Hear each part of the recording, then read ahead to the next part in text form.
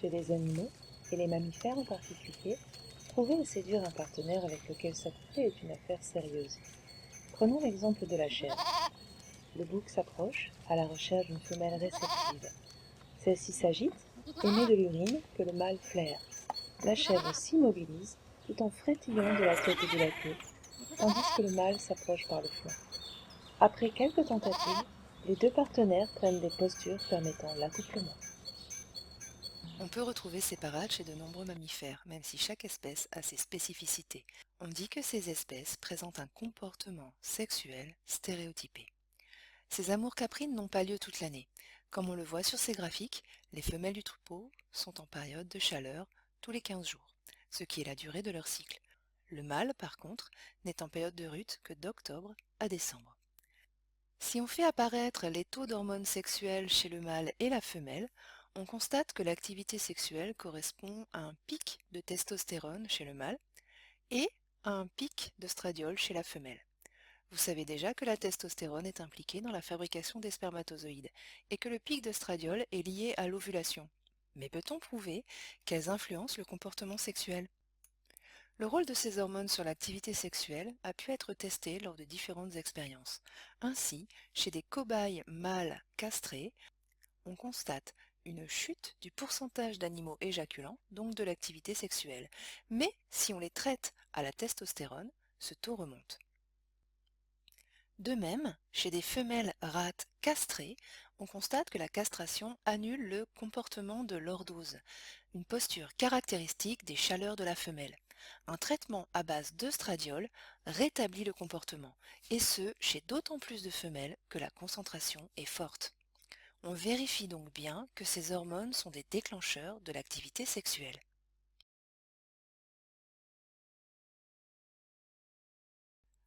Restons chez les rats.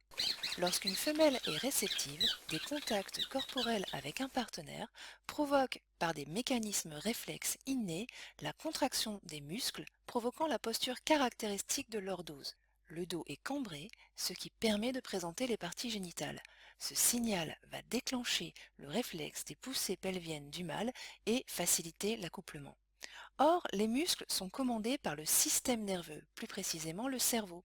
On a constaté que lorsqu'on stimule électriquement certains neurones de l'hypothalamus d'un rat, on observe qu'un comportement automatique de copulation chez les mâles a lieu et un comportement de lordose chez les femelles. Ces comportements cessent avec l'arrêt des stimulations. D'autre part, l'injection de faibles quantités d'œstradiol dans les sites présentés dans le schéma ci-contre permet d'activer le comportement de lordose chez des rats femelles ovariectomisées. Des expériences similaires ont montré la même chose avec de la testostérone chez des mâles. On a ainsi démontré que les sécrétions hormonales sexuelles contrôlent le comportement sexuel chez ces mammifères. Ces résultats peuvent être généralisés à de nombreux mammifères, par exemple la jument, dont l'activité dure 4 à 6 jours. Chez la femelle macaque, on observe aussi une activité sexuelle autour de la période d'ovulation. Mais cette activité dure 8 à 12 jours, bien plus qu'il n'en faut pour parvenir à une grossesse. Chez les humains, la femme a, elle, une activité sexuelle possible tous les jours de son cycle, tout comme l'homme peut avoir une activité sexuelle toute l'année. C'est également le cas chez des espèces proches de nous, comme chez le chimpanzé. L'homme, le chimpanzé et d'autres espèces font partie d'un groupe particulier au sein des primates, nommé primate hominoïde. Le macaque, lui, est en dehors de ce groupe. C'est un primate non hominoïde. Par rapport aux autres mammifères, le comportement sexuel des primates hominoïdes semble moins dépendre des hormones. Dans les années 50, des chercheurs ont fait une surprenante découverte. Ils s'appelaient Holtz et Milner et travaillaient sur le cerveau. En implantant des électrodes stimulatrices dans le cerveau de rats, ils tentaient d'étudier leur comportement Le rat avait accès à une pédale dans sa cage, reliée à un stimulateur, lui-même relié à l'électrode implantée dans le cerveau. Un jour, un rat eut un comportement très étrange. Alors que tous les autres développaient une aversion pour la stimulation, lui ne cessait de s'auto-stimuler. Holtz s'aperçut que l'électrode avait été implantée par erreur à côté de l'endroit où elle aurait dû se trouver, provoquant, suite à la stimulation, une réaction inattendue de plaisir. L'expérience répétée montra que les rats en oubliaient leurs besoins vitaux, comme manger ou s'occuper de leurs petits, préférant s'administrer jusqu'à 100 chocs par minute. Ces rats étaient accros au plaisir intense fourni par la stimulation. Holtz et Milner avaient découvert une des aires cérébrales de ce que l'on nommera le circuit du plaisir, ou encore circuit de la récompense. Ce circuit sera ensuite mis en évidence chez de nombreux animaux, dont les mammifères et surtout dont l'homme. Grâce à ce système de la récompense, des actions importantes pour la survie, comme se nourrir, boire ou avoir des rapports sexuels, sont récompensées par la sécrétion de dopamine dans le cerveau, ce qui procure une sensation de plaisir. Ainsi, chez les mammifères, le comportement sexuel est contrôlé par les hormones et par le système de la récompense. Le système de la récompense est un ensemble d'aires cérébrales connectées entre elles. L'hypothalamus est en connexion avec le système. Celui-ci est activé lors des rapports sexuels par les stimulations érotiques en provenance des 5 sens et de certains organes, notamment génitaux. Parmi toutes les aires activées, citons la première, l'aire tegmentale ventrale, qui est au cœur du réseau, ainsi que le cortex préfrontal.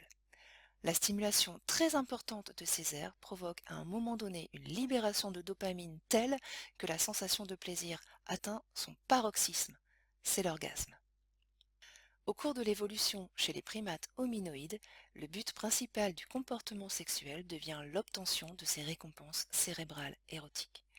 Les mammifères non primates ont essentiellement un comportement de reproduction contrôlé par leurs hormones sexuelles.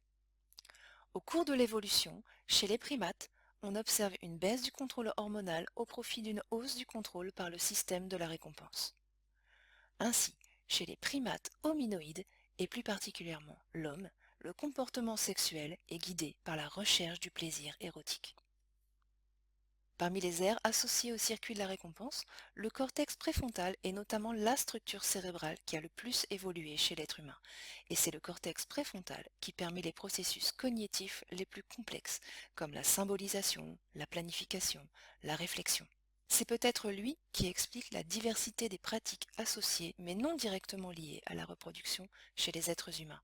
Prenons l'exemple du baiser, si célébré dans le monde occidental. Il n'existe pourtant pas dans toutes les cultures, étant même parfois prohibé.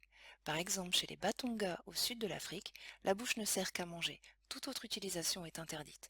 Le baiser n'est donc ni inné, ni universel, mais bien le produit d'une culture. Très associé aux fonctions cérébrales, le comportement sexuel humain est donc influencé par des facteurs affectifs, cognitifs et le contexte culturel. Dans l'espèce humaine, la sexualité est associée au plaisir et ne se limite pas à la fonction de reproduction. Boom, boom,